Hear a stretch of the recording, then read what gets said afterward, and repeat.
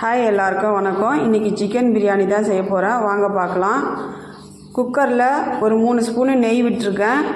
கறி, பட்டை, கிராம்பு எல்லாத்தையும் போட்டு நல்லா வதக்கிக்கிறேன். 3 வெங்காயம் நறுக்கி வச்சுருக்கேன், அதையும் சேர்த்துக்கிறேன். இஞ்சி பூண்டு பேஸ்ட்டு போட்டிருக்கேன், அதையும் சேர்த்து நல்லா வதக்கி விட்டுக்கலாம்.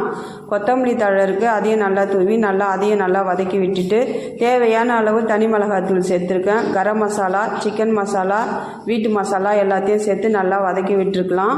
4 தக்காளி சேர்த்துக்கிறேன். அதில் தேவையான அளவு உப்பு போட்டிருக்கேன். கொஞ்சமாக கெட்டி தயிர் ஊற்றிருக்கேன். எல்லாத்தையும் நல்லா வதக்கி விட்டுக்கலாம். 1/4 கிலோ சிக்கன் இருக்கும், அதையும் சேர்த்து நல்லா வதக்கி விட்டுக்கிறேன். பாஸ்மதி ரைஸ் 1 கப்புக்கு 1.5 கப்பு தண்ணி ஊற்றி ஒன்றா கலந்து அதிலே வச்சிடறேன். அதையும் நல்லா கலக்கி விட்டுட்டு குக்கரை நல்லா மூடி வச்சிடலாம். 2 விசில் கழித்து திறந்து பார்த்தோம்னா சூப்பரான சிக்கன் பிரியாணி ரெடி.